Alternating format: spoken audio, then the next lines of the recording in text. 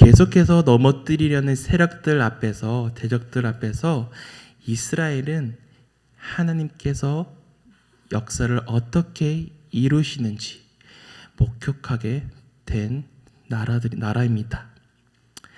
대적들은 느헤미야가 바사왕에게 반역을 꾀하고 이제 거짓 소문을 퍼뜨리고, 그리고 유다인 중에서 거짓 선지자를 매수해서 느헤미야를 살해하려고 하였습니다. 그러나 이런 모든 음모 속에서도 느헤미야는 의연하게 서서 성벽 공사를 진행시켰으며 결국 52일 만에 공사를 완료하였습니다. 그런 가운데 하나님이 어떻게 역사를 이루시는지를 보게 되었습니다. 이제는 그 이후에 모든 건축물들과 세울 것들 다 세우게 되었는데 아직 성벽이 완성된 듯 하지만, 그러나 아직 성벽 공사는 끝나지 않았습니다. 아직 미완성입니다. 무엇이 미완성일까요?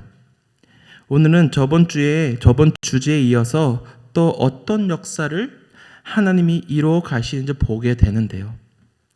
그럼 하나님께서 그 미완성의 역사를 어떻게 이루어 가실까요? 그 방식을 살펴보며 하나님의 놀라우신 계획과 이를 발견하고 우리의 삶에서도 그러한 방식을 따라 살아가기를 소망합니다. 하나님께서 미완성의 역사를 이루시는 방식 첫 번째는 하나님께서 일꾼을 세우십니다. 1절을 보면 성벽이 건축됨에 문짝을 달고 문지기와 노래한 자들과 레위 사람들을 세운 후에, 느헤미야는 성벽 공사를 완료 후 가장 먼저 이 성전 중심으로 일할 자들을 세우고 있습니다. 예루살렘에 거주하던 레위인들 중에 문지기와 노래한 자들을 세워 성문을 관리하도록 하였고, 나머지 레위 사람들은 성벽을 파수하도록 하였습니다. 지키게 하였습니다. 이것은 당시 바벨론에서 유다로 돌아온 자들 중에서 예루살렘에 거주한 자들이 극히 소수였기 때문입니다. 이들은 성전에서 예배와 제사를 드릴 때 섬기던 사람들이죠. 따라서 여기서 이들이 성벽을 지키던 사람들과 함께 언급된다는 것은 매우 특별하다는 것을 보여주는 것이죠. 궁극적으로 이것은 성전에서 여호와께 예배드리는 것과 관련이 있습니다. 그러면 레위인의 임무는 무엇입니까? 성전 문을 지키는 것과 제의적 성결을 지키는 것, 그리고 성전의 각종 기명과 기구들을 보존하는 일이었습니다. 성벽 건축은 끝났지만 아직은 성문을 달고 문지기를 세우며 미완료된 부분이 있다는 점을 우리는 발견하게 됩니다. 그리고 노래한 자들과 레위 사람들을 세우는 일이 남아 있었습니다. 즉 사람을 세우는 일이 남아 있었던 겁니다. 그래서 가장 먼저 노래한 자들과 레위 사람들을 세웠습니다. 성전을 일할 수 있도록 세우신 겁니다. 성전 일이란 여호와 하나님께 제사, 예배를 드리는 일을 말합니다. 여호와 하나님께서 가장 원하셨던 것이 아니었을까요? 하나님께서 느헤미야를 이 예루살렘에 왜 보내셨습니까? 성벽이라는 건물만 짓게 하라고 보내지는 않았겠죠. 성벽을 지어서 무엇을 하려고 보냈습니까? 바로 하나님께 예배를 받기 원하고 계시고 자기 백성의 외치는 노랫소리와 성전에서 제사를 드리는 것을 가장 원하시기에 이 느헤미야를 보내셨습니다. 그래서 하나님께서는 가장 먼저 성전에서 일하는 사람들을 세우셨습니다. 다윗도 전쟁 전에 가장 먼저 한 것이 찬양대를 세우는 것이었습니다. 찬양들을 먼저 세워 하나님을 찬양하게 하였듯이 제사에 있어서 예배에 있어서 빼놓을 수 없는 것이 바로 노래하는 자들, 찬양대를 세우는 일이었습니다. 하나님을 노래하는 소리가 울려 퍼질 때 하나님은 가장 기뻐하시고 향기로운 제사로 받으십니다.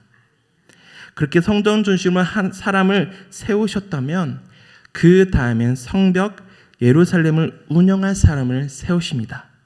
2절에 네아우 하나니와 영문의 관원 하나냐가 함께 예루살렘을 다스리게 하였는데, 하나냐는 충성스러운 사람이요 하나님을 경외함이 무리 중에서 뛰어난 자라. 느헤미야는 아우 하나니와 하나님을 잘 섬김으로 무리에서 뛰어났던 영문의 관원 하나냐를 지명하여 예루살렘을 수비하는 일을 맡겼습니다. 그리고 느헤미야는 그들에게 성문을 단속하는 일과 예루살렘 거민들을 조직하여 성을 잘 팔수할 수 있도록, 지킬 수 있도록 명령하였던 겁니다. 이런 방비는 당시 대적들의 위협에 대해서 예루살렘을 안전하게 지키고 또 하나님이 약속하신 예루살렘의 영광을 회복하기 위해서 꼭 필요한 일이었죠. 하나님은 적재적소에 사람을 세우셨습니다. 그것도 충성스럽고 하나님을 경외함이 무르지는 가장 뛰어난 자로서 세우셨습니다. 그만큼 사람을 세우실 때 신중하고 하나님께 합한 자를 세우셨다는 거겠죠. 우리에게 커 보이는 많은 문이 있습니다. 많은 문제들이 있습니다. 그 문이 사실 하나님께서는 아주 작은 문이고, 우리에게 작아 보이는 많은 문제들, 문이 하나님께는 아주 큰 문이 됩니다. 위대하고 성공적이고 대단해 보이는 문이 닫히면 보이지 않는 작은 문, 새로운 사명으로 가는 문이 열립니다. 하나님이 그 문을 여십니다. 하나님이 하시는 일을 우리는 다 이해할 수 없습니다. 하나님의 은혜는 그 속에서 기회의 불꽃을 일으키시고 큰 변화를 이끌어내고 계십니다. 이 무너져 있는 이스라엘을 일으켜 세우시고 성벽을 완성하였지만 이제는 외형적인 모습뿐만 아니라 진짜 하나님의 도성을 완성하듯 사람을 세우고 계십니다. 그렇게 미완성의 역사를 하나님께서 이루시는데, 그 방식 두 번째는요, 마음에 감동을 주신다는 것에 있습니다.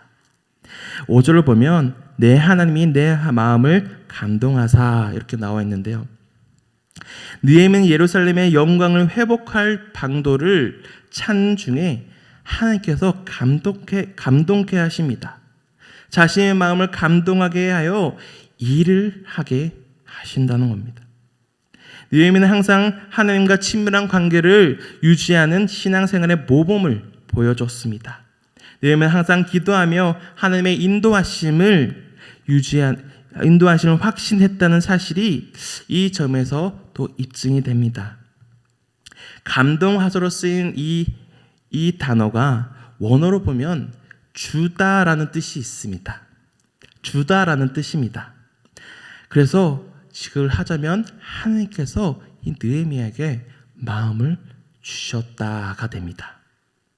하나님께서 일하시는 방식은 항상 이렇습니다. 마음을 주셔서 그 일을 하게 하십니다. 사람을 세우시고 그리고 마음을 주셔서 하나님의 뜻에 맞게 일하게 하십니다. 느헤미야는 항상 하나님께 기도를 구하는 사람이었던 것을 보면 확인이 되지 않습니까? 느헤미야는 항상 기도하고 하나님과 관계가 끊이지 않기에 하나님은 느헤미야를 통하여 일하시고 계신 거죠. 하나님의 일, 도성을 세우는 일에 있어서 하나님께서 직접 그 일을 하도록 마음을 주셨습니다. 마음을 주셨기에 느헤미야는 하나님의 계획하심을 확신하고 그 일을 진행하였던 진행하였습니다. 놀랍지 않습니까? 지금 누가 하느님의 이 성전, 성벽, 토성을 완성하고 있으십니까? 누가 그 마음을 주셔서 일하게 하고 계십니까? 하나님이 마음을 주시고 계십니다. 오늘 하나님 나라의 일을 하다가 보면, 이 교회에서 봉사를 하다 보면, 많은 일들을 교회에서 일을 하게 되다 보면 사람의 책량, 계획을 아무렇지 않다는 듯이 사용할 때가 너무 많습니다. 사람의 생각으로 할 때가 많죠.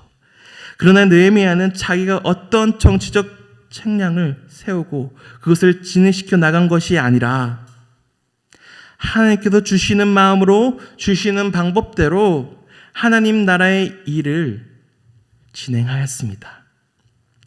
하나님께서 주시는 마음으로 주시는 방법대로 하나님의 일을 하였다는 뜻입니다. 그러므로 우리도 좀 더 어렵더라도, 혹시 답답하더라도, 답답하게 느껴질 때라도 하나님께서 인도하시는 방법대로 하나님 주시는 마음을 기다려 그 주님의 일을 해내야 하겠습니다. 그럼 하나님께서 느헤미야에게 마음을 주시는데 어떤 일을 하게 하십니까? 마지막으로 미완성의 역사를 하나님께 이루시는데 그 방식은요, 사람들을 모으십니다. 5절을 보면 또 귀족들과 민장들과 백성들을 모아 이렇게 나와 있습니다. 사람들을 모았습니다. 느헤미야는 백성들을 예루살렘에 다 모이게 하였습니다. 실질적으로 사람들이 모이면 부흥 운동을 일으킬 수 있었습니다.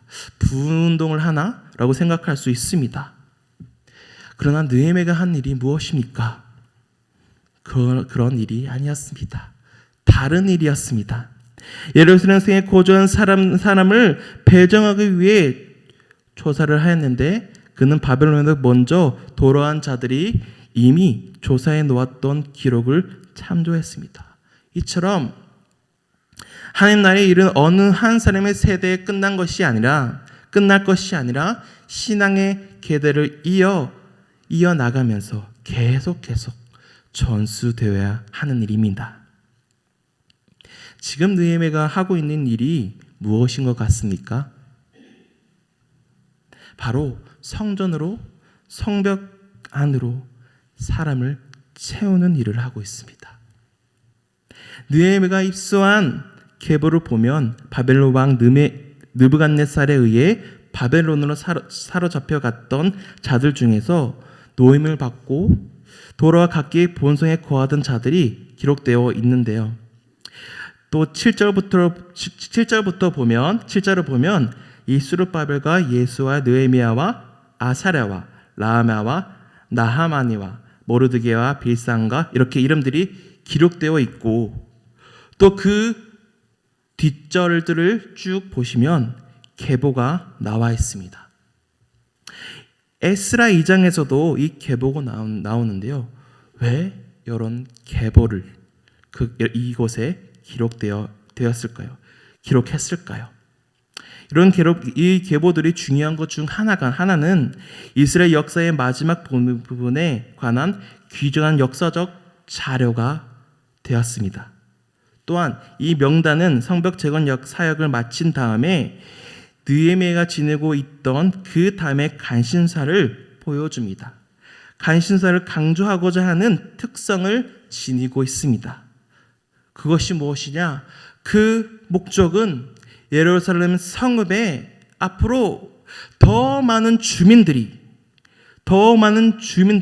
살게 하려는 일입니다. 그 예루살렘 안으로 사람들이 모이고 있죠. 지금 하나님이 무슨 일을 하고 계신지 보이십니까?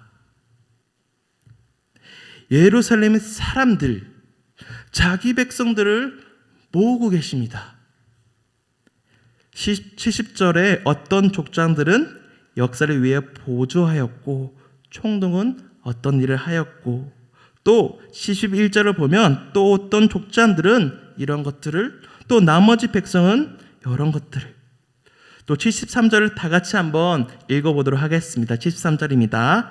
이와 같이 제사장들과 레위 사람들과 문지기들과 노래한 자들과 백성 몇 명과 느디님 사람들과 온 이스라엘 자손이 다 자기들의 성읍에 거주하였느니라. 예루살렘 안으로 많은 사람들이 보이고 있습니다.